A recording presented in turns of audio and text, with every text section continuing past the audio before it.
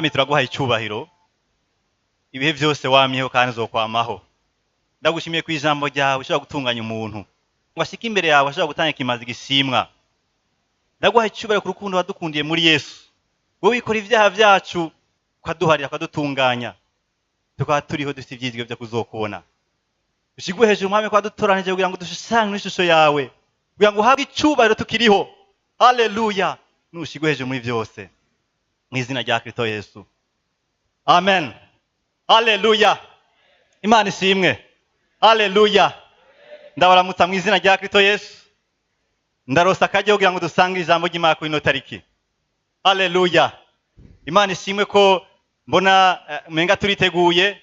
Imana ishimwe ku nkemu zazima ziri hano. Imana ishimwe ku buzima yabahaye muri Kristo Yesu. Imana ishimwe ku mibiri iri hano ihumeka, ishobora gufungura, ishobora kuvyuka ikaza kurondera ijambo hano. Haleluya! Ijambo twaje guhagaraka uno munsi riravuga ngo n'ubwiza buhindura. Haleluya! Imana ishimwe. Ijambo ubwiza turayimenyereye. Haleluya! Ariko n'ubwiza buvugwa mubera si bwa bwiza bwo kurukoba. Haleluya! Niyo twavuga ubwiza ntimuje kubona bwawe nibwo kurukoba ahubwo mu bwe cyangwa nibwo muri Bibiliya. Ijambo rivuga rero ngo ubwiza buhindura. Imana ishimwe. Usigarane bike mugabo iri nturite. N'ubwiza buhindura. Imana ishimwe. Turasoma mu cete Paulo yandikiye abitesalonike cye cya kabiri, cete cya kabiri, igice cya kabiri nyene duhere ku murongo wa 13 gushika ku murongo wa 17. Turaja kwitiza no muri Korinto ba kabiri igice cya gatatu umurongo wa 18. Abitesalonike ba kabiri igice cya kabiri nyene umurongo wa 13 gushika ku murongo wa 17. Haravuga gute? Ngo ariko bene data bakundwa b'umwami wacu, biradukwiye kwama tubashimira Imana, kuko uhereye mu bihe vya kera Imana yabatoranirije ngo muronkere agakiza mu kwezwa na mpwemu no mu kwizera ukuri. Turi kumwe? 14. Nivyo yabahamagariye, ibahamagarishije ubutumwa bwiza twajejwe, kugira ngo muhabwe ubwiza bw'umwami wacu Yesu Kristo. Mwike rya jambo ubwiza buhindura. 15. Ngo nuko bene data mushikame mugumye ivyo mwashikirijwe, mwigishijwe ari ivyo mwigishirijwe mu majambo canke mikete ryacu. Ariko umwami wacu Yesu Kristo ubwiwe ni Imana data wa twese yadukunze ikaduha kwirugwa imibabaro guhoraho hamwe n'ivyizigiro vyiza bihesha n'ubuntu bwayo, ibirure mu mitima ikomeze mu gikorwa cyose cyiza n'ijambo ryiza. Imana ishimwe. Abikorinto ba kabiri igice cya gatatu umurongo wa 18 havuga gute? Ngo tweho ko tutitwikiye mu maso tukerekana nk'icirore ubwiza bw'umwami, turahinduka tukava mu bwiza tukaja mu bundi nk'abahindurwa n'umwami ari we mpwemu. Imana ibahezagira.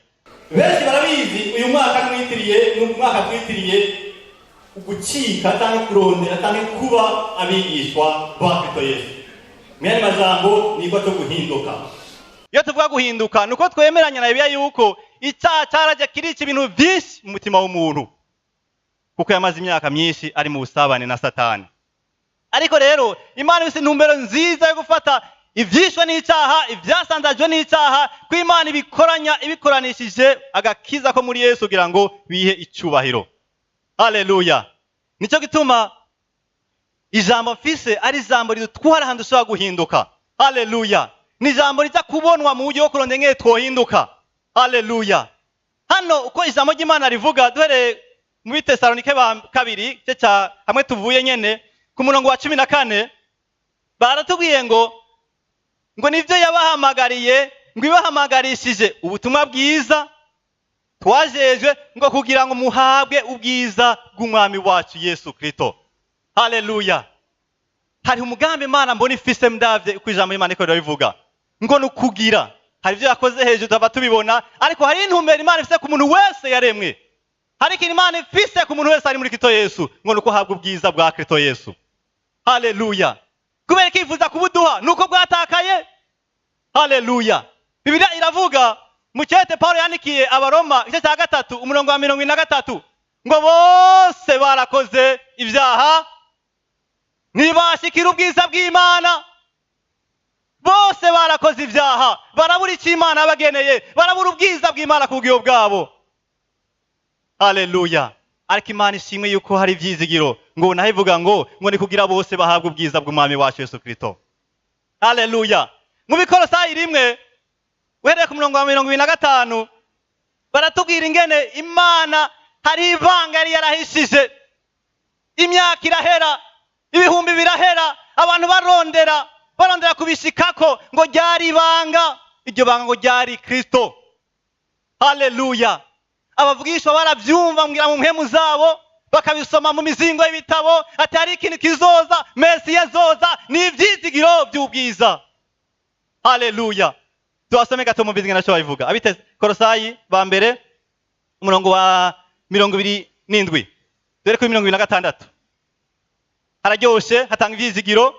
Abikolosayi ba mbere 27 havuga gute? Dore ko 26 ngo niryo banga ryari ryarahishijwe uhereye kera hose n'ibihe byose. Haleluya.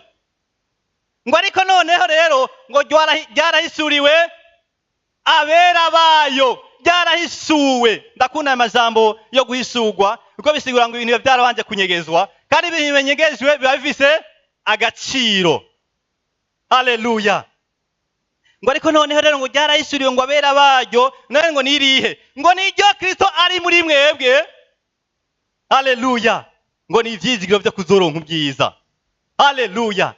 Ndibutse umuntu wese ari hano yuko rino jambo ngubwiza ari maze kuba muri mwebwe abamaze kwizera Yesu Kristo. Haleluya. Hasigaye ko turondera icyo ishaka gukora ku bwibo bwacu. Haleluya. Ngo nibanga ryari ryarahishijwe. Imana ishimwe. Ndiko ndabona igihe Adamu yacumura, nubwo yavuye ku Mana, muri we yarumvise ko avuye mu kibanza arateza kugumamwo. Yarasupira muri we, yaraniha, yararondera gusubira aho yahoze. Ariko ibihe vy'Imana byari bwavuge ngo harageze. Yesu yarahishijwe, Yesu yararindirijwe kugira ngo bagakiza kaze gashike mu bihe bikwiye. Haleluya. Ariko rero hari ivyizigiro, hari ishimwe yuko byadushitseko ngo Kristo muri ryabanga ryarahishijwe, ariko noneho ryarahishuriwe twebwe, ni ivyizigiro by'ubwiza ku bwibo bwacu. Haleluya. Birasigura ngo icyaha kiri nta bwiza buhari. Haleluya. Ariko hari umwami, hari ubwiza. Haleluya. N'umunezero kuri twebwe tumaze gushika mu bwo bwiza. Haleluya. Hari ijambo nakunzemwo dusubire gato ku murongo wa 25 mu nyemerere Abikolosayi 1 aho twari tugeze. Aravuga gute 25? Iryo yabanga, iryo nacikiye umukozi nkuko nawe n'Imana ububwiza bwo kugabura muri mwebwe, kugaburira mwebwe kugira ngo nkwize ijambo rishitse. Ijambo rishitse ngo niryo banga. Imana ishimwe. Hano ndabona ubwiza budatandukanye n'ijambo. Imana ishimwe. Paulo kabisigura Abakolosayi avuga ati hari amajambo niko navuga muri mwebwe, hari utuba bwiza nabazaniye, nacitse umukozi wabwo, kandi bisanzwe ari banga. Niryo Kristo ivyizigiro by'ubwiza. Imana ishimwe. Ubwiza ntibuva handi utabukuriye mu ijambo utaba tuwashika. Imana ishimwe. Ubwiza si ikintu dushaka kurondera ko twishakiye, ahubwo ari ikintu kiri mu ijambo ry'Imana ko ariko Imana yabitegetse. Haleluya. Imana ishimwe. Haleluya. None ni gute by'ukuri ubugingo bw'Imana, ubwiza bw'Imana bwaje ku bugingo bwacu? Ni gute bishika ku bugingo bwacu? Haleluya. Imana ishimwe. Ku murongo wa 13 mu Bitesalonike ba kabiri barabivuga neza. Abitesalonike ba kabiri igice cya 2 umurongo wa 13 umurongo wa 14 havuga gute? Ngo nivyo yabahamagariye, ngo ibahamagarishije ubutumwa bwiza. Haleluya. Yaraduhamagaye, twari kure tutagira undi mwami, turi kure ya Kristo, atavyizgira ku masezerano, tugendeshwa n'umwami waganze ikirere, imitima yacu yangaye, tugenda uko imibiri yacu turongoye, ariko ubutumwa bwiza ngo bwaragize nte bwaraduhamagaye. Haleluya. Ngo yaraduhamagarije ubutumwa bwiza kugira ngo cye duhabwa bwa bwiza. Haleluya. Ikintu nakunze hano hepfo gatoya nuko hariho umugambi, hari icyifuzo imana ifise, ariko icyo cyifuzo yaracyamanye kera imbere ko twebwe tubaho. Yabihisemwe tutarabaho n'isi itararemwa kuzohabwa ubwiza. Imana ishimwe. Dusimbire gato muri Tito, imbere yaho cyane, Tito 3. Tumve bwa bwiza bwatakara kubera icyaha buza gute ku bwiho bwacu. Mwibuke ko intumbero nuko turonka ubwiza kandi ubwiza buduhindura. Tito 3 umurongo wa 4 wa 5 twajya no ku murongo w'indwi ngo ariko ineza y'Imana umukiza wacu n'urukundo ikunda abantu bimaze kuboneka biradukiza itadukirishije ibikorwa vyiza byo kugoroka twakoze, ariko ikurikije ubwinshi bw'imbabazi zayo idukirisha ukozwa kuzana kuvyagwa ubwa kabiri, ikadukirisha uguhindurwa basha na mpwemu yera. Haleluya. Imana ishimwe. Ijambo ry'Imana avuga ngo Imana yaratutegerekanije imbere ko tubaho kuzohabwa agakiza biciye mu kwezwa kwa mpwemu. Ivyo bivuga mu Gifaransa sanctifié, kwezwa. Haleluya. Ijambo ryo kweza hano muri Bibiliya irerekana ingene riba kugira ngo umuntu abe uwahawe ubwiza. Haleluya. Nuko ngo mpwemu w'Imana ngo atweza ataravyikorwa byiza twakoze, ngo ariko ngo atwezesha ukutuvyara ubwa kabiri, akaduhindura basha muri mpwemu yera. Imana ishimwe. Haleluya. Ijambo kweza cyangwa sanctifié mu Gifaransa rirasigura gushira ikintu ku ruhande kugira ikoreshe iby'Imana. Haleluya. Ni kenshi tubona muri Bibiliya Imana ibwira Abisirayeli atega ntimwejeje izina ryanje. Suko ryirabura, ahubwo nuko bavuga bati izina ry'Imana mwarifashe impande ya Zibayari na Ziyasheri n'izindi, murifata nkaho menga nimwe mu zindi Imana, ariko jewe Uhoraho, jewe Jehova mwateza kunshira ku ruhande kugira ngo munsenke Imana yonsa. Haleluya. Iyo rero umuntu ari umunyavyaha atagira ubwiza bw'Imana ku bwiho bwiwe, nuko abagendera mu isi nyinyavyaha, umutima w'ujakariye Satani. Imana ishimwe. Ariko Imana igukijije ikakweza, mpwemu w'Imana araza akamurikira umutima wawe, akaweza, akawutunganya, akawukura mu icyaha, akashira ku rundi ruhande rw'ubugororotsi, agakura mu mpwemu zihumanye. Haleluya.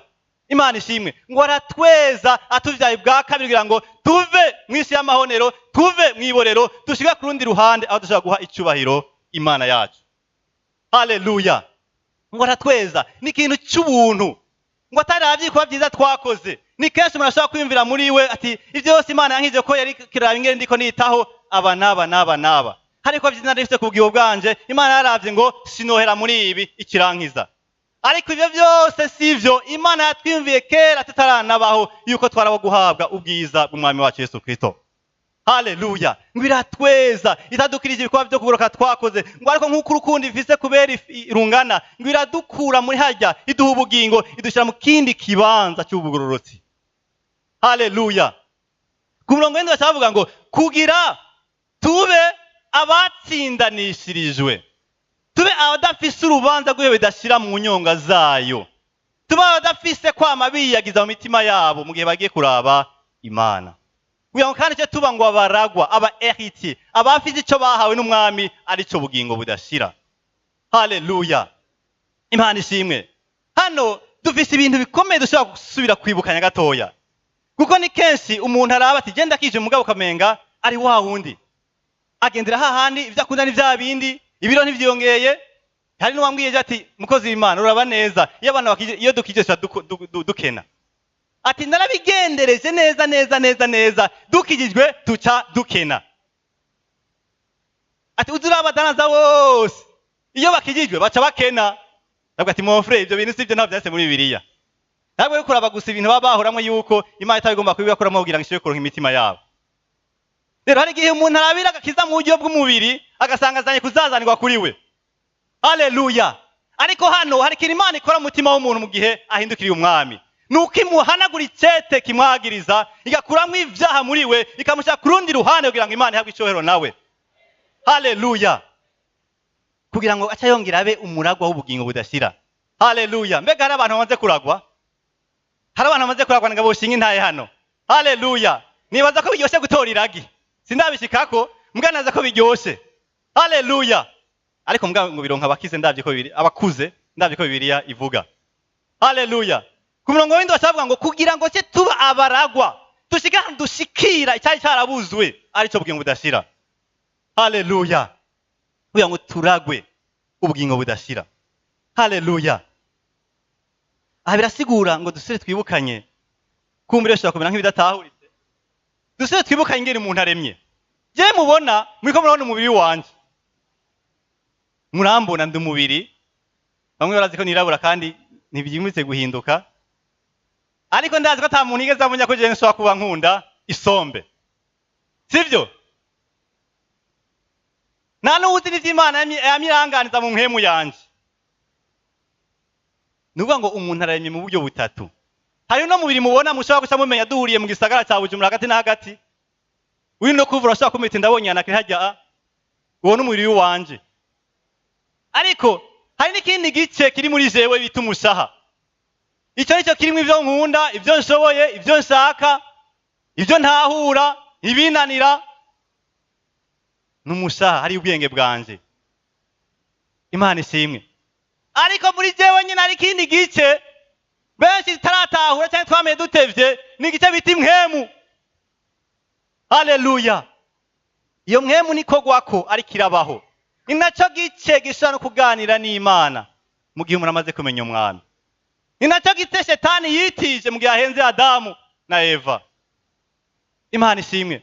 Bibiliya irambwira muri Korinto ba mbere 2:11 ngo ninda yigeze kumenya ibiri mu muntu kiretse impwemu iri muri we. Haleluya. Kubera iki?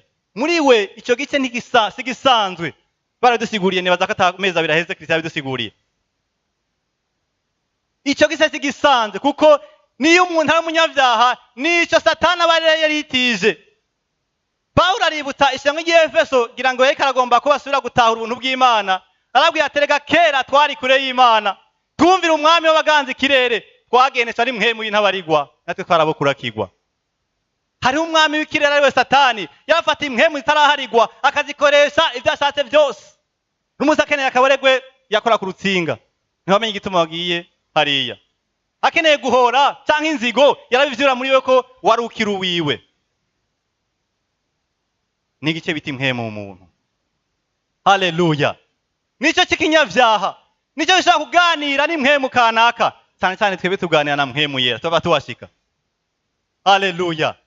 Imana ishimwe reko ngo iyo dukijijwe ngo Imana irafata umuntu asanzwe yararobeye yarangaye yamwe mibipfuye iri mu usabane na Satani ivyimiro byose muganza komeye gukora ashiramwo uwina bashira mu ngiro kuko urukundo Imana ikunda abantu rero Imana ikihindura ibintu gukifata waho ndigahanagura kubera iki ahagiye kumva ubutumwa bwiza ikamuhanagura cyacete igahanagura uguhumana igahanagura ibyaha byose ikakikura hahandi Imana idashima igashira mu bwami bwayo ngo yadukijije ubwami bw'umwiza idushira mu bwami bw'umuco bw'Umwana wayo Kristo Yesu ikunda. Haleluya. Kugira ngo reke duhabwe iki bwa bwiza yari yumviye imbere yuko tubaho. Haleluya. Imana ishimwe. Imana kimwe mu byo yababarijwe nuko cyatakaye bwari ubwiza hejuru y'abantu. Byari bibabaje. Haleluya. Kubona abantu Imana yemeye ishusho yayo bangara bagenda kutabaremye bagenda kuwaremwe ivyumviro byabo imibiri yabo impemu zabo bagahenurirayo uwabaremye afise urukundo kuri bo ntivyari bitahuritse. Kuba urukundo Imana ikunda abantu ntiyerekeye aho yakigendera tunganya ireza irashira ku ruhande rwayo. Haleluya. Kugira ngo duhabwe ubwiza. Imana ishimwe. Ariko nagumye mvuga ijambo bwiza ndagomba tuginjire mu gatoya. Haleluya. Icyo jambo tuginjiremo ko riza gutahurika neza rijya kuryoha neza niyo twarisikira. Haleluya. Ijambo bwiza rirakoresha muri Bibiliya inshuro nyinshi kandi nukuri. Ariko ubwiza buhindura ni kimwe mu byo ubwiza busanzwe buri. Imana ishimwe. Ubwiza hamwe Bibiliya byerekana ikoyerekana amatungo. Bibiliya avuga muri Matayo 6:29 ngo Salomo mu bwiza bwiwe ngo yarashaje muga ntiyashikira amashugwe. Ari naho mu bwiza bw'i Lebanoni ikiravuga ibiti vyaho ko byari bibereye. Nibaza ko ari n'ivyakoresheje mu kubaka ingoro y'Yerusalemu. Bwari ubwiza buhagaze ku bintu. Haleluya. Ubwiza bw'i Lebanoni haleluya.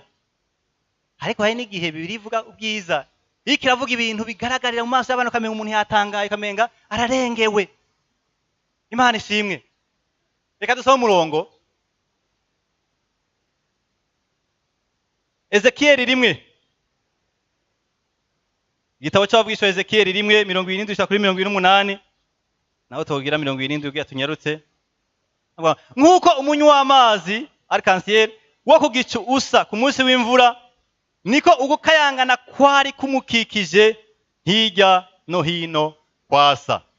Imana ishimwe. Ezekiyeli karerekwa ubwiza bw'Imana ngo nkuko umunyu w'amazi wo ku gicu usa ku munsi w'imvura, niko ugukayangana kwari kumukikije hirya no hino kwasa. Ivyo byari bimeze nk'ibisa n'ubwiza bw'Uhoraho, ndabibonye nikubita hasi nubamye, numva ijwi ry'uvuga. Imana ishimwe. Haleluya. Ubwiza bw'Imana hano burasigura ngo ni ibintu murashobora kubona bimwe biri hano ku isi cyangwa biri mu ijuru, bigatuma umuntu atangara, maze muri akumva icuro cy'Imana kiraduze. Kuvayo igice cya 24 ku murongo wa 17 haravuga ngo Abisirayeli babona ku gate k'uwo musozi ishusho y'ubwiza bw'Uhoraho isa n'umuriro utongora. 18. Nuko Mose adwebera hagati muri ico gipfungu, aduga kuri uwo musozi, awumarako iminsi 40 n'amajoro 40. Imana ishimwe. Hano Mose araduze ku musozi Imana imutumye kugira ngo isure kumuha ivyagezwe. Haleluya. Aragiye, Imana igaragaza ubwiza bwayo. Maze ko ku musozi aduze ko babona ngo ku gate k'uwo musozi hari ishusho y'ubwiza bw'Uhoraho ngo isa n'umuriro utongora. Imana ishimwe. C'était des manifestations, hari ibintu bigaragara nk'umuriro, maze Abisirayeli bayibona nk'ubwiza bw'Imana. Haleluya. Ariko hari urundi ruhande rw'ubwiza bw'Imana tugomba kuraba, cyane cyane ku bantu bari no sezerano. Haleluya. Gushika hano ntawe ari karabona uko Imana imeze. Haleluya. Babona imiriro bakumva ati n'ubwiza bw'Imana, kandi bakumva birabahagije ko cyari igice bagezemo. Ariko Imana hari ikintu igomba guhishura, igomba guhishura igihe cyane cyane tugezemo cya kino gihe. Haleluya. Tugende mu Korinto ba kabiri. Abikorinto ba kabiri cyo cya 3 umurongo wa 18. Hari ngomba guca mpagarara gose ngo tweho twese ngo ko tutitwikiriye mu maso, tukerekana nk'icirore ubwiza bw'umwami wacu, ngo turahinduka. Wiki jambo turiko ngo guhindurwa n'ubwiza bw'Imana, ngo tugashushanywa n'iyo shusho, tukava mu bwiza tuja mu bundi nk'abahindurwa n'umwami ari wo mpemu. Haleluya. Imana ishimwe. Haleluya. Hano Bibiliya iri kirekana urundi rugezo cyangwa urundi ruhande rw'ubwiza bw'Imana tuza kwiyumvira nk'abana mu isezerano rishasha. Haleluya. Aho mu isezerano rya kera babona imiriro. Imana ishimwe. Ariko ntibari bwabona uko Imana imeze. Haleluya. Hano ijambo ry'Imana ko rivuga ngo ngo turitegereze uko Imana imeze. Hari ishusho y'Imana, hari uko Imana imeze. Ko biravuga ngo batoranje kera, ngo batoranije kugira ngo bashushanywe n'ishusho ya Kristo Yesu, umwana w'Imana ikunda. Haleluya. Iyo birivuga ishusho nibaza ko sikijya abantu bafotora bakaca baronka. Ahubwo na kamere k'Imana, nuko Imana imeze, nuko Imana iteye. Haleluya. Ngo maze kubera icyaha cyaje kukisha byinshi, ngo Imana yakidusubiza mu ngambi yo kugira ngo dugusa nayo. Imana ishimwe. Paulo amaze kwitahura hano arabwira ati twebwe ko tutitwikiriye, reka arabwira ingene Mose yabaye igihe yari kuri wa musozi tuvuyeko. Mose ngo reka arava ku musozi, ngo bose baramubona kandi amaso yabo byarabagora kugubana bamuraba, gushikaho yambitse umutwikiro. Hari gisezerano y'uko zohabwa ubwiza muri kino gihe. Haleluya. Twebwe meze ko tutwitwikiriye, muyandi majambo ko twebwe twamaze kuva muri kwa kwitwikira twashizemo n'icyaha, imitima yacu ikavuka ubwa kabiri, ngo cyatwihweza rero umwami. Byasigura ngo umutima wacu uburabana n'umutima w'Imana, tukabona nk'icirore, tukibuka wa mugambi Imana dufise ko wo gusa na Kristo Yesu. Haleluya. Imana ishimwe. ngo tumaze kukiraba nk'icirore tukirabamwo tuja tufise wa mutima ugomba guhinduka ngo ca tugenda turahinduka tuva mu bwiza tuja mu bundi. Haleluya. Uruhande ruhindura bw'ubutumwa bw'ubwiza ni uruhande rwo kuraba uko Imana imeze. Haleluya. Si uruhande rwo kuraba ibitangaza n'utwumiza, naho ibyo byose bishobora guha icyubahiro Imana. Haleluya. Abayuda barapinga Yesu hamwe n'abafarisayo. Baramura bati umugabo araje, mugabo ntaje turi hano i Yerusalemu twebwe tugitangaza turabe. Avuga ati naho no kibaha mwe musanzwe mugaye imitima. Ntimukeneye igitangaza, mukeneye imitima ibibohotse. Haleluya. Mukeneye umutima witeguye kunyakira, ntimukeneye kubona ibintu nkora hano i Yerusalemu by'ibitangaza. Haleluya. Ati itangaza mwarakibonye nicyabaye kuri Yona. Haleluya. Muri kino gihe ubwiza buhindura, n'ubwiza buhagaze kuvuga ngo Imana yamaze kunyakira, mugabo mu rugendo nimwo n'urugendo ruraba ingene Imana imeze, maze nkashanja mu rugendo kurondera kuba nkayo. Haleluya. Ngo bose bakoze ivyaha ntibashikira ubwiza bw'Imana, ariko twe tumaze guha ubwo bwiza nta kindi kitubereye atako tugenda dusa nayo. Haleluya. Mbega imbabazi zagiye he? Ko zari mu Mana n'ubu twazihawe. Haleluya. Imana ishimwe. Haleluya. Uyu mutima iyo tuwufise bituma tuva muri bandi bavuga ngo ubwiza bw'Imana nuko jewe mbegwa. Imana ishimwe. Uyu munsi uza mu muntu abwiye uwundi ngo ubwiza bw'Imana buriko kabisa. Ubwiza bw'Imana bukuriko. Aho rero abivuze ngira ngo mu migani avuze ko yambaye impuzu nshasha. Imana ishimwe. Cyakana umugabo n'umudamu bisokeye n'abana batatu bane, ubwiza bw'Imana buri ku rujya muryango. Ukiyumvira avuze ubwiza bw'ibitangaza bwo kubona umuriro waka, ubwiza ubuhe. Imana ishimwe. Haleluya. Abandi turagana tukavuga ngo hajya kiyagiye ngo hari ubwiza bw'Imana. Tuduge gato munyewe, tuduge gato. Anyene turi mu Bikorinto ba kabiri igice cya gatatu umurongo wa 11. Ngo igishira ko cyari n'ubwiza, igihoraho ntikishiriza kugira ubwiza. Ubwiza bwa Mose uko igihe cyagiye kirahera bwagenda buhera, yaseye ku umuntu nk'abandi. Yabaye umuntu nk'abandi, arashika ngira ngo nimba hari imbe harakanya nk'abandi, arasonza nk'abandi, yasohoye umuzingo ngitabo nk'abandi, yari umuntu nk'uku mutubona tugendagenda muri mwebwe. Haleluya. Bwari ubwiza buhera. Ariko ngo twebwe nk'ubwiza dufise Bibiliya ifata ngo n'ubwamaho. Kubera iki? Imana yadukijije rimwe kugira ngo tuje dusubira ko izo mwaho ukurikira. Yaramaze kutwakira idushira mu bwiza bwayo. Imana ishimwe. Niko kino rusanga umuntu yizera kumenya ubwiza bw'Imana buri gihe taje umurivyi kanaka. Kubera iki? Kweka umuntu abona ko ubwiza bw'Imana buri muri we mu gihe ibintu biko begenda neza, yakivuze neza piyo.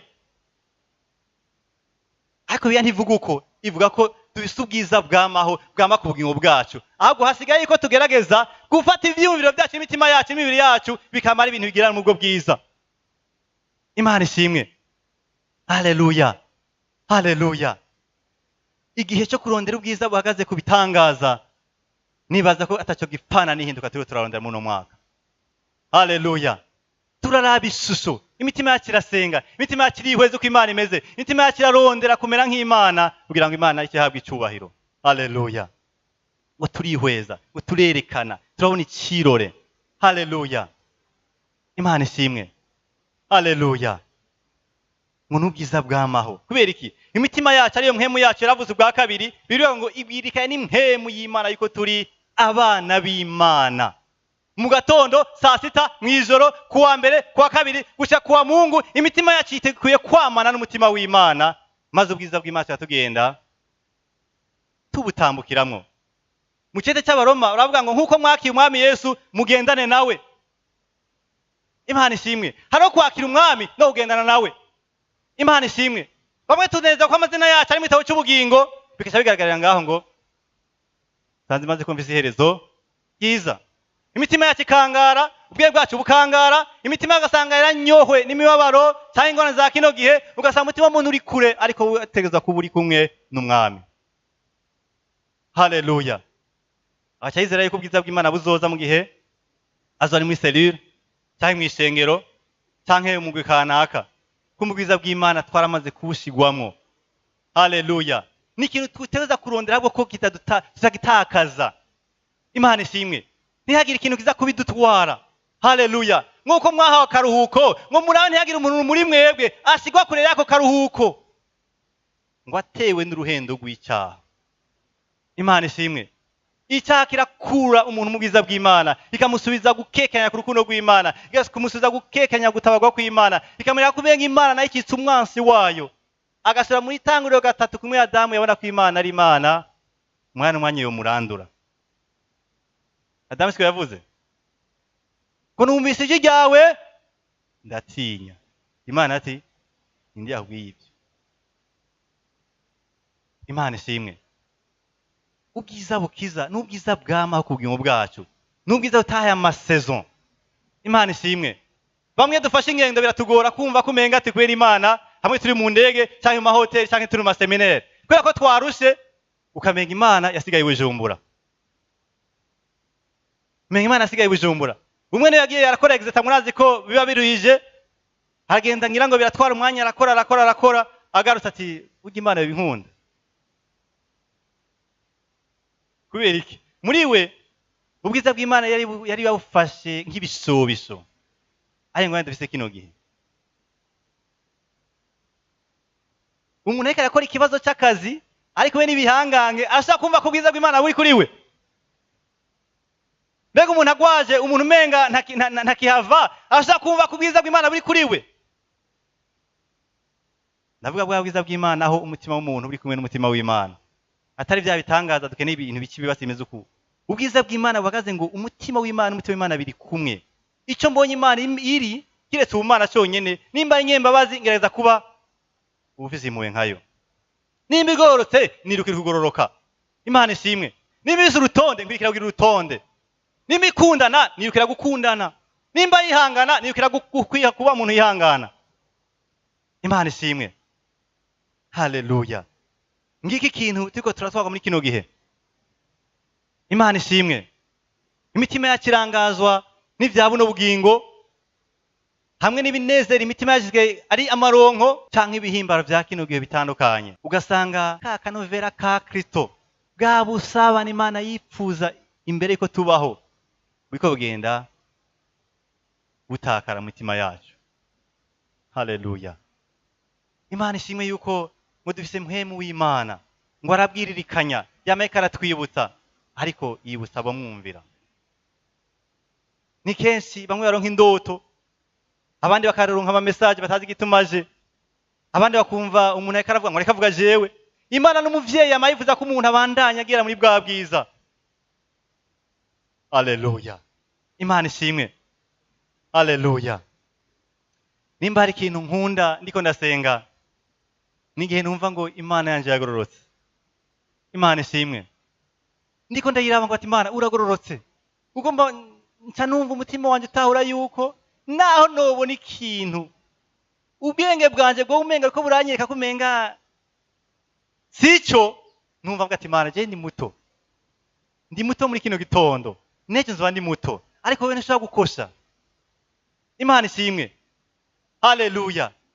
Biratuma ntihutira no guca urubanza, kuko mbanzi yuko Imana iganje mu mitima y'abandi. Haleluya. Biratuma ntihutira no kugira irinde cyangwa uruhagara mu mutima wanje mu gihe ntumva ko biriko biva ku Mana. Kubera umuntu agerageza kuba uko Imana iri, n'iki Imana yari yaripfuje ko tuba. Imana ishimwe. Haleluya. Ko yabatoranije, ijambo ryo gutoranya riraryoshe. Nikintu Imana yumviye irakirondera iranagishika ko biciye muri Kristo Yesu kugira ngo umugambi wawe wuzure yuko dusa na Kristo Yesu. Imana ishimwe. Haleluya. Umuturasi ivyumviro aho umenga umuntu ari muri Kristo Yesu abisi bibaye umenga hari ikintu abuze. Yacha mugeragezo hoho ukacumenga ijuru irabise ikibazo. Kumva ubwiza bw'Imana hari gihe buvana n'ivy'Imana ikirakisha mu muntu. Haleluya. Imana ishimwe. Ngo namba tubabazanwa nawe kugira ngo tugire nte dushobore guhanwa nawe ubwiza. Kubazanya na Kristo birasigura ngo kwemera ivy'Imana ishijemo kubw'umugambi wayo, nkagumana ishimwe, nkaguma kuyubaha maze nayo gakihabwa icyubahiro. Haleluya. Imana ishimwe. Nimba tuvuga ngo turagomba guhinduka, nimba tuvuga ngo turakeneye kuba mu kintu kidutwara kwihinduka, twemere ubwiza bw'Imana buri ku bugingo bwacu. Imana ishimwe. Ntiturondera ubwiza bw'Imana turi kuri egize cyangwa muri selule. Oya, turi mu bwiza bw'Imana igihe cyose, ubwo twumva ko umutima wacu tutigira tushira kure y'Imana, twama turanywana nayo. Imana ishimwe. Haleluya. Kimwe mu bishobora gutuma umutima w'Imana gumana n'uwacu nuko umuntu agira icyo bita culte personnelle, amasengesho y'umuntu ku giti ciwe ya buri gihe. Haleluya. Imana ishimwe. Iki umwe cyankanguye amaso ngira nko mu 2010, hari umuntu eka arigisha hamwe aravuga ati naho kwama mu rusengero ibihe byose wikuwe n'abasenzi ngira ngo ubwo hejuru naho bita abatondeka, naho kwamura senga uri mu bandi utaragira ahantu ku giti cyawe ugira igicaniro ushaka kumva umutima wawe ushaka gusenga, uracyafise ikibazo. Imana ishimwe. Iyo umuntu tarashaka kugira ngo aganire n'Imana ku giti ciwe, ntabaranywana n'Imana. Akanya nakanya hashaka kuza ibihuhusi, babandi bahora bamusengesha bashobora kuronka kuja mu kindi kibanza, wa muntu agaserana ikibazo. Niyo habwe usanga basubira mu masengesho y'abandi. Imana ishimwe. Umwe baramuha ati senga, cyarikone cy'abagabo. Ati senga urangize. Hano barahumiza ati bamunagira senge. Ati mwami Imana, abakenyezi turi hano, inkumi turi hano, abagabo turi hano. Abagabo baca barakanguka birumvikana. Ati ko tuzi kwika ari giterane cy'abagabo, abagore n'abakenza bakuye hehe? Kubera iki? Kandi naho ntabizi, ashaka kuba yitaba amakoraniro. Bashize mu ivyuma yarasenga. Ariko ku giti ciwe ntiyashobora kuduza igicaniro. Imana ishimwe. Nta gusubira mu isengesho. Turakeneye Imana twirondereye. Turakeneye ijambo twirondere tubwire Imana yacu. Tuyirondere twe tuyimenyere. Bidasigura ngo umutima w'ubugarariji, ahubwo birasigura ko Imana irakeneye umutima w'umuntu ku giti ciwe. Kimwe mu Imana yifuza, ntiyifuza umutima wirondera kwa gatandatu indwi y'akazi irangiye. Hari abantu bika Imana kwa gatandatu ku mugoroba bikumura agakungu gati uriye tugejeje mu Mana, kubera kuwa mbere twari muri seminaire tari goye kandi dushushe. Haleluya. Agakiza kawe urikura gahomba, kuko Imana yacu ni Imana y'imigenderanire. Ni Imana irondera umuntu kugira ngo imvura yagwa, izuba ryaka, mbaye haba kuki itongo rimeza, inka zikamwa, ibigega vyuzura, biba vide atakibayo, umutima w'umuntu ugumane umutima w'Imana. Imana ishimwe. Iyo twagomara n'Imana birorosha ko ingeso zacu zihinduka. Imana ishimwe. Kibabaje tuza kumva ingeso zo guhinduka mugabo tuvuye ahantu, twavana batwigisha tugasubira ahantu, ugaca witega ihinduka ku muntu muhurira kuri programme, ntibikunda. Imana ishimwe. Ngo duha akaririmbo ngo tuje mu bwiza bw'Imana, uvuye hehe? Uzanyeka mon frère, duha akaririmbo katwinjize, urakoze twinjire, kubera kimwe tuvuye hanze. Ako biravuga ngo Yesu yabarije hanze kugira ngo natwe tugira nte twinjira mu bwami bw'Imana. Haleluya. Ntibitubereye kumva umuntu agenda akangara kuwa mbere, kuwa kabiri, kuwa gatatu, kuwa kane, kuwa gatandatu akazi kagenda nkagabanutse ngo mon frère hari ikintu kiri kuregeza umunsi. Ishingiro sigiye kuwa gatandatu. Ubuzima bw'impemu bwo kuwa kabiri nubwo ibihe byose. Haleluya. Imana ishimwe. Numushobora guhinduka utamana n'Imana. Ntibikunda kuhinduka. Mbega murazi ko hari amashuri twagiye turiga batubwira ibintu gushika n'ubu tutaratora ico biri. Kubera iki? Barabitubwira bikaba bidahuye n'igihugu turimwo, n'imiryango twavukiyemwo, n'ibisagara twigamwo, tugasanga batubwira ivy'imigani kandi hari ahantu keke pare biri. Imana ishimwe. Nushobora kuza kutubwire verse ngango tuvuge ubiza ahantu wiviriye ngo cyo twizera ngo hari igihinduka rigiye kuba kubwiyo bwawe. Uvuye ngaho cyo hehe? Ujana na Yesu canke twe dora muri programme gusa. Imana ishimwe. Ngo nimba igihera kigenda kera cyararose n'ubwiza n'akanya gato, mbega icyamaho cyo, mbega mpwemu Imana yatuvukije ubwa kabiri abwika n'impwemu zacu aje kuduhindura kugira muri twebwe ibikorwa by'imfabusa bituvemwo. Imana ashaka guhindura umutima w'umuntu mu gihe umutima w'umuntu uje uyirondera. Petero wa mbere igice cya kabiri umurongo wa 4 gushika ku wa 5 ngo nuko mumwegere niwe buye rifise ubugingo ryagawe n'abantu ngo ariko ku Mana ryaratoranijwe. Riri ni igiciro 5 ngo mwubakwe nk'amabuye afise ubugingo rero kugira ngo mube inzu yo mu buryo bw'impwemu, mungire igikorwa cyera cy'ubuherezi ngo mutange ibimazi mu buryo bw'impwemu bishimwa n'Imana ku bwa Yesu Kristo. Imana ishimwe. Ngo nuko mumwegere. Iyo bavuze nuko cyangwa ifasta ngo ainsi besigura ngo biravana n'ikigiye kuvugwa hejuru. Imana ishimwe. Hejuru Imana yakira bwata abantu mwaki umwami Yesu murakwiye kurondera ku ijambo ry'Imana ryamari imitima yanyu kugira ngo ribakuze arifata nk'amata. Niyo ryabakuza muzoca mugenda murakura imitima yanyu namwe. Imana ishimwe. Ngo nuko rero kubw'ivyo nimwegere umwami. Haleluya. Imana ishimwe. Kwegera umwami birasigura gusenga bwa mbere na mbere. Kwegera umwami birasubira kurondera ijambo ry'Imana ku bwiyo bwacu. Imana ishimwe. Haleluya. Muca mubona ko iyo umugwanza ateye umuntu amuterera hano mwanumva bamwe bashinga intati no gusenga singisenga. Ntaho kana kw'intenge zibaho ku buzima bw'abantu, ariko ntitukwiye kuvyakira nk'aho bengana cyanditswe Imana dusezerane ngo muzogira intege nke. Naho vyanditse nico twagiye turabona ko kibaho gusa. C'est une observation. Bibiliya ntibavuga muzogira intege nke. Kubera cyane cyane umusazi yakera avuga ngo abizeye umwami bagenda biyubura mu nkombe zisha. Ngo bariruka ntibaruha, ngo bagenda nk'ingukuma. Imana ishimwe. Suvuga ngo turemera ko intege zibaho, gusa iyo ivyo byabaye umuntu tumukira urubanza. Imana ishimwe. Ariko Satani hari ikintu aba yakwivye, hari gushishikara aba yakwivye, hari gusenga aba yakwivye, hari kumwegera aba yakwivye. Imana ishimwe. Iyo umuntu yegera umwami rero ngo aca yubakwa ngo nk'ibuye rifise ubugingo. Imana ishimwe. Ngo iyo yubatswe rero ngo acaba nk'iki? Ngo nk'inzu ishobora gutanga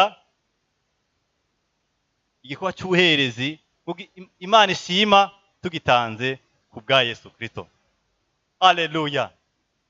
Nibaza ko twese tumaze kubona ingene inzu yubakwa, naho tushaka kubivuga cyangwa tubyigishe.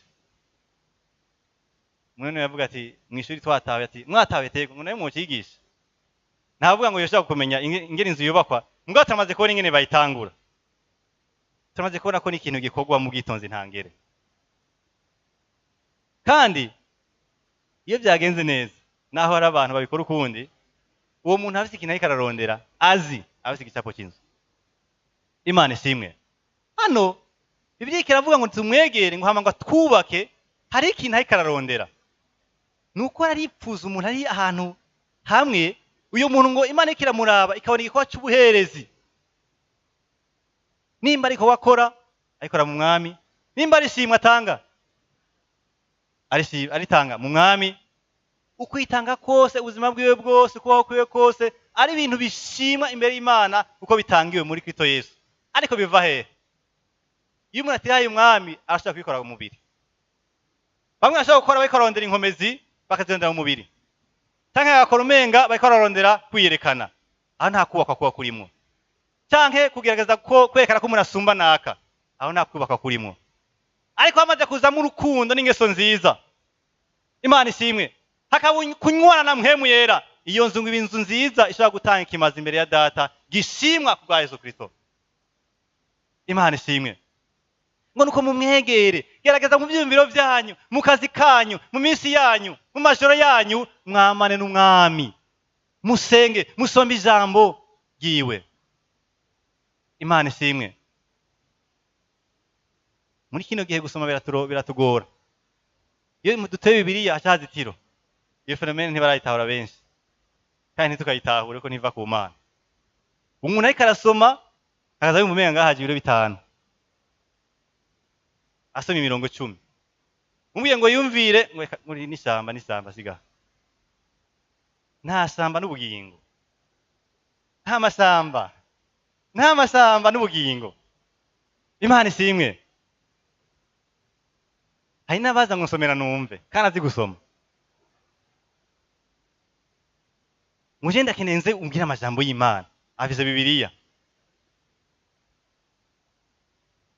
Hari n'abagira ahantu kubera ko batagomba gusoma ijambo ry'Imana, bagira ahantu bagashira abantu mu kibiri. Abese ubwenge bwo kumenya ijambo ry'Imana n'ibigugu mu vy'Imana. Abo nibabaho. Abarondera mwamwe udahomeka bose baramubona. Imana ishimwe. Turondera ijambo ry'Imana twamane n'ibugiro bwacu buzogenda buhinguka busa na Kristo Yesu. Nawe tudashobora kurondera ijambo ry'Imana ku giti cyacu, turibwirwa, turyumviriza, hazogira igihe Imana ikora n'ikintu ku giti cy'umwe wese, kumure abumviza ama audio, telefone ipfe, hacamara kwezi mu ntege nke ko iyi telefone yayibuze. Birabaho. Bivuga ngo ijambo ry'Imana ribe muri mwebwe rigwiriye, ryinjire rifata ikibanza rigwire.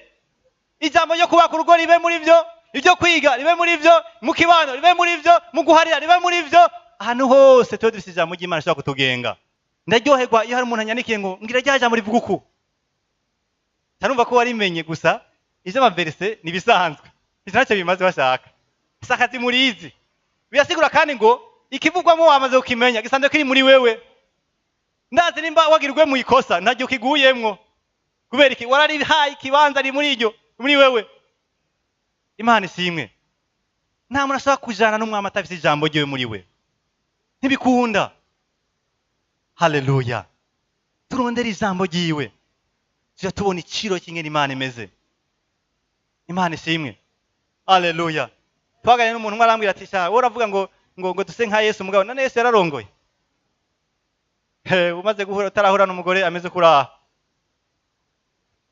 Ndabwira ati umugore aguhanze nuwo gucumita icumu ninda guhanze. Ko bivuga ngo Yesu ngo baramucumita bakamucuraguza ariko ngo yihaye idacugwankunze. Birasigura ngo turafise akarore k'umuntu. Turavye ikirore ciwe. Bivuga ngo yaragerageje mu buryo bwose ariko we nta cyaha yakoze. Imana ishimwe. Haleluya. Turafite akarorero. Naho mbona hariho akarusho abantu batarabambere mu miryango yabo baronka. Iyo umuntu agira kabiri, umwana agira kabiri cyangwa gatatu cyangwa kane, hari ubwenge aronka mukuru wataronse. Je ngira kabiri wacu, ndase mukuru wanje, natangaye mu mbere mu wa gatatu. Kubera ko yagoma avuga ivyo yiga mu wa gatatu, haragihe ivyo yiga mu wa gatatu basanga ndabizi. Kuko yabimbariye.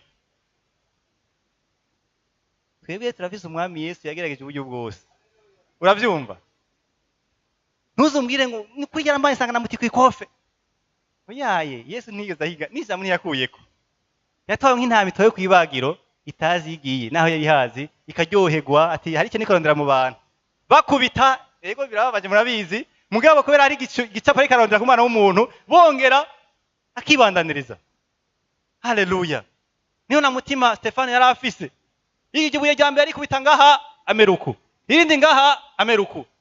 Gushika hasa ndavuga ati bababarire. Nibazi cyo bakora. Irabira mu ijuru. Imana ishimwe. Birakunda ko umuntu abwiza bw'Imana mu gihe bamwise ukuna kuriya. Mu gihe umuryango wahagurutse ukaya gahungu kagiye mu byo gukizwa, rero karamaramaza se n'uruhombo kuri se, haramaramaje, ujya mu nyakera wari yubaha ariko uraronsa agahungu kagire kabavemwo.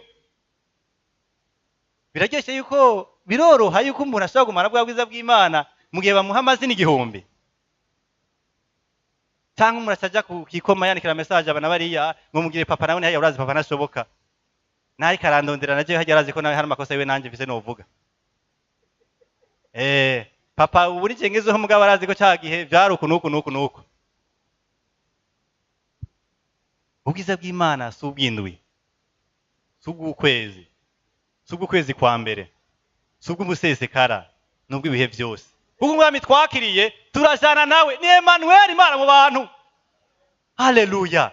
Turagendana. Imana ishimwe. Si ubwiza buhera nk'ubwo Mose yaronse. N'ubwiza bwo kwamana na Kristo. n'ubwiza buhagaze ku kamere ka Kristo twifuza ko katumanukira kuko turagira ngo turamuraba tukabona ingene ameze tukarondera kuba nk'uko yari ari. Imana ishimwe. Haleluya. Reka ntangirize aho twamye mu cyete cya kabiri cy'Abitesalonike 16 avuga gute? Ariko umwami wacu Yesu Kristo ubwiwe n'Imana Data wa twese yadukunze ikaduha kwirugwa imibabaro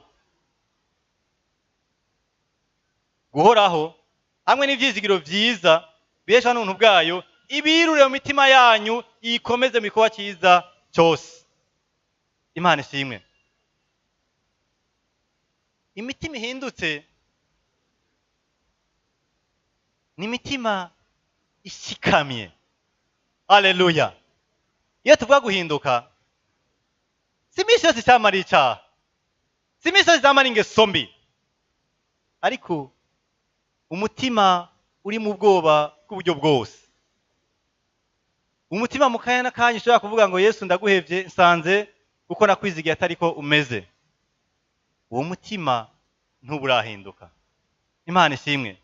Pawulo ikarageza kwibutsa ino shengero, kandi ino shengero ryari ishengero ryashingiwe intahe ko ryifashe neza mu bihe byo guhamwa. Barashingiwe intahe ko bifashe neza, bakiye ijambo ry'Imana mu marusha menshi, bituma bacika abantu by'ukuri bakarorera mu bisagara bitandukanye, i Makedoniya n'Akaya n'ahandi. Ariko ibihe byo kugeragezwa byari bikibandanya. Imana ati rero mushikame. Imana ishimwe. Kubera iki? Mu bwiza hariho gushikama. Mu bwiza tunesha ubwoba, mu bwiza tunesha umubiri. Imana ishimwe. Mu bwiza tunesha icyaha. Imana ishimwe. Haleluya. Ngo mushikame kugira ngo mugumye ivyo mwizejwe mu butumwa bwiza. Imana ishimwe. Bene data, inenge nyinshi tujya kugwamwo nyinshi zinjirana ku bwoba. Imana ishimwe. Ibitire dutanga kenshi tubitanga kubera ko tuvuga ngo mbege zizobaho gute. Imana ishimwe. Hari n'abatinya amateko bahawe n'abakoresha babo. Kubera iki? Ubwoba. Ariko umutima ushikamye uraronka inkomezi z'umutima ndakuvuga ngo oya ntibihwaye nico nizera. Sinzopfa nibagiye umunsi umwe ni kera hari umugenzi yari yose kiraka. Ico kiraka ariko nawe yagitsindiye ntiyashobora gukora kubera ko arafise akandi kazi. Abantu batumviza rero ndatsindiye kiraka agenda mu gihosha urabe ko banyafishije babimba ko naronse ha muzoca ugenda ku izina ryanje. Uraza umunyeshuri wakeneye akanoti tari cyagwa muri 3 gutyo. Cyamfata imoto ngenda kuri zone gihosha ndaraba kwidirisha muna wa muntu arimwo. Bisigura ngo ngoma nzoce ngenda ku izina ryiwe.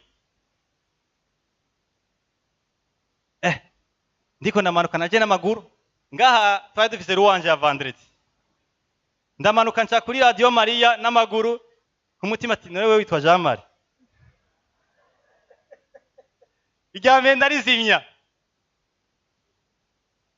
Sinarya 35. None ko yagitsindiye. Tuzazo gikora hari ico. Ku mutima none witwa kujya wewe tutavuganye tutabesanye. Witwa kujya tubwana nk'emu yera.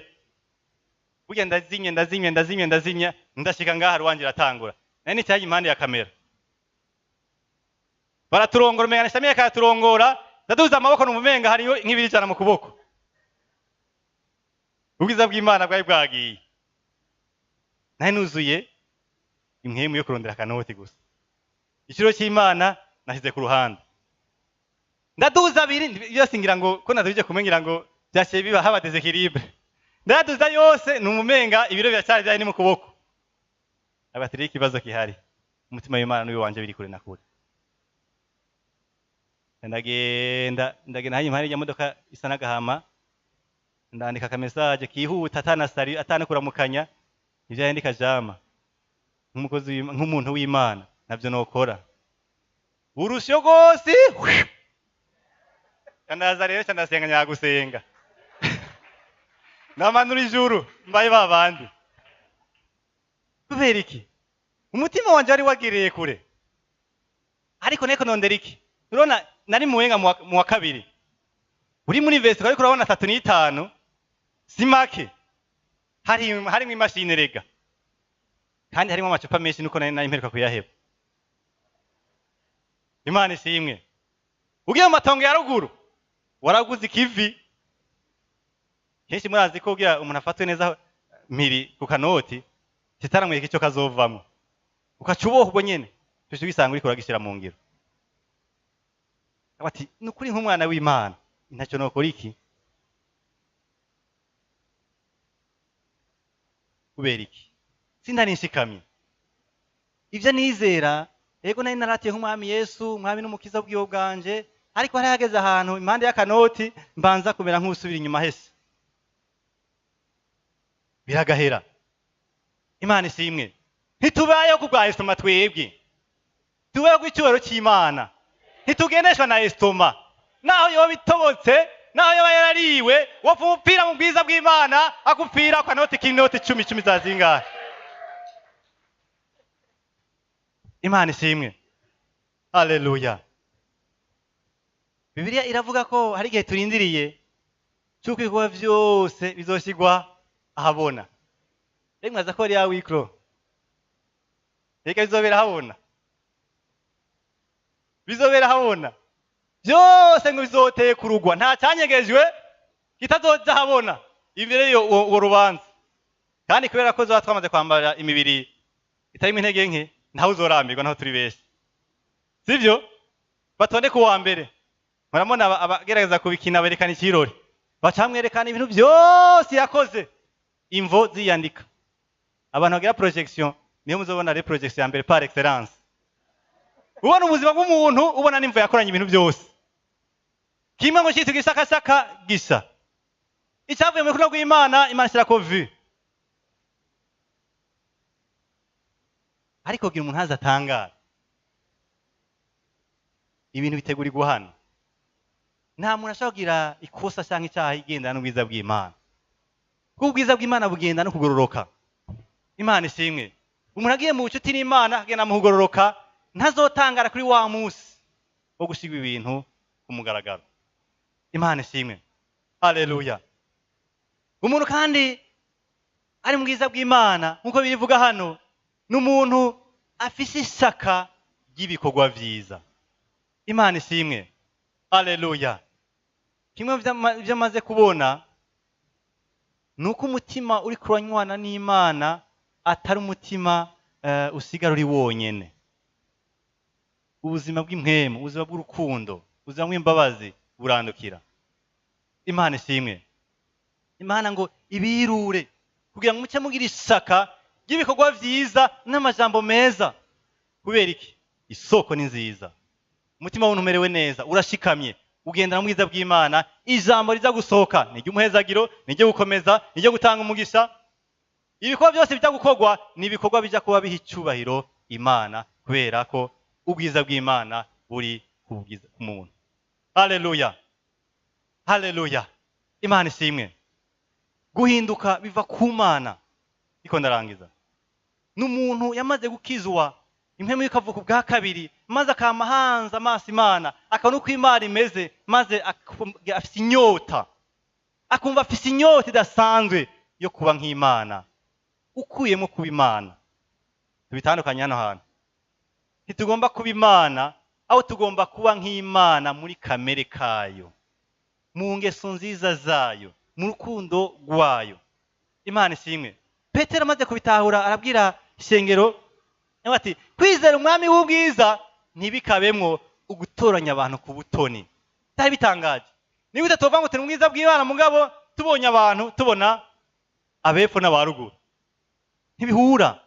Kuko ubwiza bw'Imana buragororotse. Rero twumve ko gukinguka, guhinduka ku mitima yacu tubikura kuri Kristo, ariko tubanje kuba mu nshuti nawe. Imana ibahezagire rwose. Ndaguhe turangiza. Reka dusenge. Mwami Yesu, ndaguhaye icyubahiro yuko wewe udahesha ku isezerano. Ndagushimiye Mana urukundo rwawe wagaragaje ku bwiyo bwanje no ku ishengero ryawe Mana. Ndifuza kugira umutima w'ubwami nk'ufise, ndifuza kugira inyota bugororotse uko nawe uragororotse. Mana sivuga ngo ni wewe nkeneye ku bwiyo bwanje, Mana sivugira ngo ni wewe nkeneye. Ndavuga ngo Mwami ntawe ni nkeneye ko aza guhindura ubwiyo bwanje. Ndakeneye iyo shusho yawe, ndakeneye iyo kamere yawe Mana. ndakeneye kugira inyota y'ubugororotsi, ndakeneye umutima unywanye nawe, ndakeneye umutima usenga ibihe byose, usenga umutima utangaye, umutima udatwagwa kure n'uruhendo rw'icyaha, umutima udafite ibihendo bya wa mubi, ariko umutima uri mu buntu bwawe. Mana mwami, ndaguhaye icyubahiro cyose. Mana ndashaka ngo mwami Yesu Kristo unyakire, unkoreshe. Haleluya. Mwami Yesu, turaguhaye icyubahiro ko waduhaye ibanga ryo gusenga. Mana turagomba kudufashe imitima yacu ikangukire gusenga. Turagomba mwami ducane itara ku bwiho bwacu. Turagomba ngo duhenura ibisika byose byubatswe mu byumviro byacu. Mana utubere umwami w'ubugenzi, utubere mwami bwirukiro ku bwiho bwacu, utubere wa wundi yatunywesha mpemu wawe, dufatanywe nawe na wa mugozi w'urukundo, imitima yacu ikurondera ihizagirika. Mana uzoba ukoze Yesu. Haleluya, mu izina rya Kristo Yesu, amen. Haleluya.